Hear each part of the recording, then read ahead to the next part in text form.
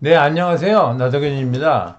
어제는 내 몸에 좋은 음식 하다가 이제 체질 말씀드리다 너무 길어져서 이제 좀 끊었고요. 그래서 오늘은 이어서 음식에 대해서 몸에 대한 좋은 음식에 대해서 말씀을 드리도록 하겠습니다. 어제 말씀드린 잠깐 요약하면요. 체질이란 무엇이냐? 체질이란 그 사람이 가지고 있는 신체적 특징이다. 그래서 양의사가 말할 때는 가지고 태어난 것이기 때문에 안 낳는다 이런 뜻이고, 한의사가 말할 때는 이제 분류법으로 이용해서 진료에 이용하는 것이고, 비의료인이 말할 때는 좀 애매한 의미로 쓴다. 그러니까 판단에 혼란을 일으킬 가능성이 있다. 이렇게 말씀드리겠고요.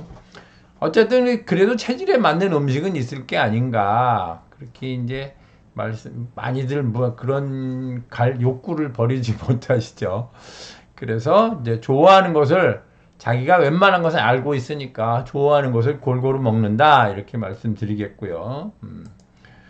그 다음에 어쨌든 그래도 술과 마약은 언제나 해롭다 이렇게 말씀드리겠습니다. 여기까지가 이제 말씀드린 거고요. 오늘은 이제 음식에 대해서 말씀드릴 건데, 이 사람은 이제 유명하신 생각을 너무 많이 하는 사람이죠. 근데 이 사람이 생각하고 있는 거는 뭐 설이 많았지만, 오늘은 이제 음식을 뭘 생각하고 있을까, 뭘 먹어야 할까 고민을 한다고 얘기를 시작하겠습니다. 근데 왜 음식에 대한 고민을 해야 될까요? 이런 것은 음식이 너무 사실은 많기 때문이기도 합니다. 음식에 대한 평가는 시대에 따라 많이 다릅니다. 몇 가지 예를 들어서 설명을 해보겠습니다. 현미를 예를 들어보면요. 40년 전과 지금의 아주 평가가 많이 다릅니다. 40년 전에는 현미를 먹지 마라. 왜 먹지 말라 그랬냐? 너무 흡수가 안 된다. 애껏 먹었는데 흡수가 안 되니까 뭐가 좋으냐 이랬었고요. 지금은 어떠냐? 지금은 현미를 많이 먹자. 왜 많이 먹냐? 흡수가 안 되니까. 그러니까 흡수가 안 된다는 점은 똑같아요. 그런데 옛날에는 많이 먹지 말라 그랬고, 지금은 많이 먹으라 그랬으니, 이건 왜 그러냐? 옛날에는 음식이 없어서 많이 흡수해야 됐고요. 지금은 음식이 너무 많아서 흡수를 하면 안 돼요. 그래서 평가가 달라진 거예요. 현미가 갖고 있는 일은 똑같은데 평가는 좀 달라진 거죠. 옛날에는 배가 나오면 사장배라 그랬죠. 그래서 옛날에는 이제, 지금은 배가 나오면 비만이고요. 옛날에는 배 나온 사람, 배불뚝이는 부자였는데, 지금은 비만인 사람은 환자죠. 그렇습니다. 그리고 이제 달걀, 계란에 대해서 얘기를 말씀드려보면요. 40년 전과 지금이 그것도 많이 다른데요. 40년 전에는 달걀은 하루에 2개 이상 먹자. 왜? 거기에는 콜레스테롤이 많으니까. 근데 참고로 콜레스테롤 말씀을 드리면, 콜레스테롤은 성호르몬의 재료입니다. 그러니까 콜레스테롤을 많이 먹는 건 정력에 좋아, 정력자다. 그러니까 40년 전에는 달걀이 정력자다 그래서 많이 먹으라고 했어요. 근데 지금은 뭐냐? 지금은 똑같아. 먹지 말자. 2개 이상 먹지 마라. 왜? 너무 콜레스테롤이 많으니까. 콜레스테롤이 많은 건 왜 문제냐? 음식을 많이 먹어서 콜레스테롤이 높기 때문이죠. 옛날에는 제가 의대 다닐 때는 한국 사람의 콜레스테롤 기준치가 100에서 200이었어요. 물론 이제 총 콜레스테롤 양을 따집니다. 지금은 이제 HDL, LDL 많이 나누는데 과거엔 그랬어요. 근데 그 당시에 미국 사람의 콜레스테롤 기준이 200에서 300이었어요. 그래서 제가 왜 똑같은 사람인데 미국 사람은 높은 기준을 적쓰고 한국 사람은 낮은 기준을 쓸까? 이렇게 의아하게 생각했던 적이 있습니다. 지금은 우리나라 사람도 총 콜레스테롤 기준이 240까지가 정상으로 봅니다. 그러니까 이건 뭐냐면 식생활이 바뀌었기 때문인 거죠.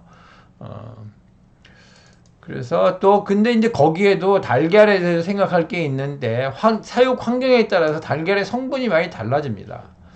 오메가3와 6의 비율이 중요한데요. 오메가3와 6의 비율이 1대4, 그러니까 6가 4 이하여야 돼요. 그러니까 그런데 잘못된 경우라기보다 흔히 사육 환경이 나빠지면 1대10, 1대6, 60, 1대100까지 되는 경우도 있다고 합니다. 그 달걀은 이제 난각번호라는 게 있는데요. 여기 번호 보면 끝부분에 2자가 있습니다. 요건 이제 난각번호가 2번인데, 요 2번이면 사육 난각번호 2번이다. 그래서 이렇게 기른 경우에 난각번호 2번을 찍는 겁니다. 요렇게 기르는 방식은 우리나라가 발달된 초입에 80년대, 90년대, 80년대, 90년대 이렇게 길렀어요. 그러니까 자본 투자가 적고 그 다음에 밀집해서 케이지에 넣는 사육 방식을 그때 도입하지 못했었기 때문에 이렇게 길렀는데 이게 더 좋다는 거죠.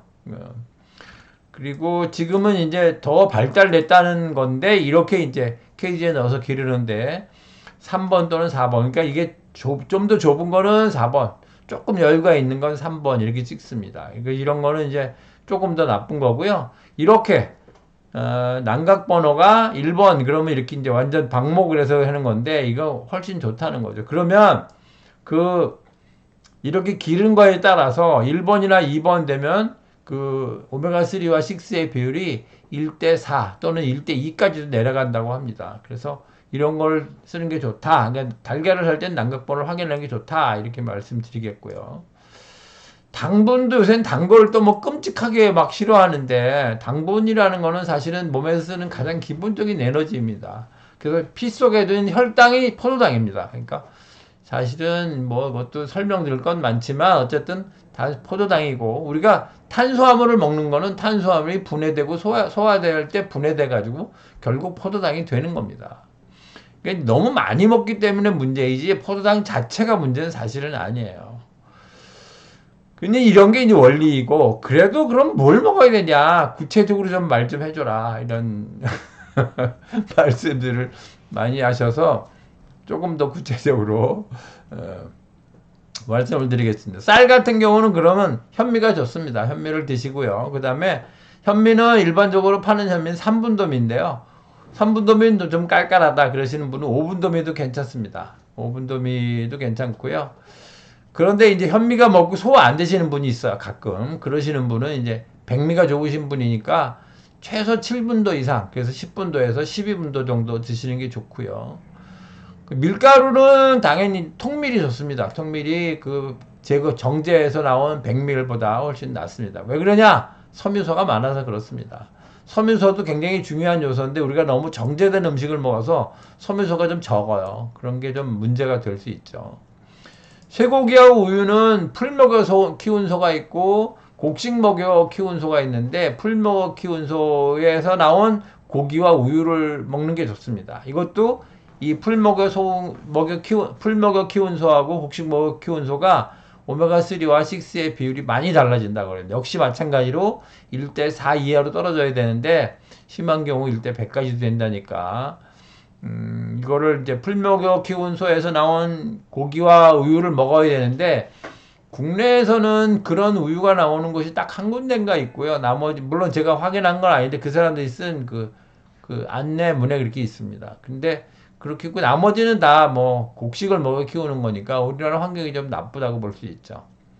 생선은 작을수록 좋습니다. 생선은 그러니까 작은 생선은 멸치 중에서도 작은 멸치가 좋죠. 이거 왜 그러냐면 그 먹이사슬이라고 아시잖아요. 먹이사슬이 있는데 이제 작은 생선이 큰 생선은 먹이가 되는데 몸으로 들어간 수분이 잘 배출이 되지 않아요. 그래서 이것이 사슬을 따라서 자꾸 큰 생선으로 옮아가는데 이게 결국 몸에 농축됐다가 사람이 먹으면 사람한테까지 오는 거죠.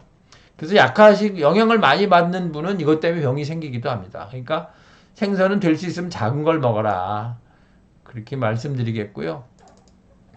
지방은 불포화 지방이 있고 포화 지방이 있는데 간략하게 말씀드리면 포화 지방은 이제 굳은 기름, 상온에서 굳는 기름을 말하는 거고 주로 동물성 기름인데 쇠고기, 돼지고기 같은 거죠. 쇠고기가 조금 더 그 포화도가 높고요. 돼지고기의 포화도가 조금 낮습니다. 그래서 쇠고기 기름이 훨씬 더 잘 굳어요.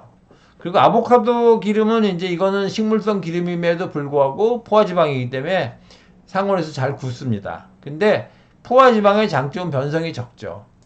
불포화지방은 상온에서 이제 안 굳는 기름, 이게 기름이 이렇게 묽은 기름, 그러니까 무슨 뭐 일반적으로 우리가 뭐 튀김류 뭐 이런 거 뜨는 게 다 불포화 기름인데 불포화지방은 식물성 기름이 주로 많고요. 변성이 잘 됩니다. 왜 기름이 변성이 된다 하는 건 전부 다 불포화지방을 말하는 겁니다.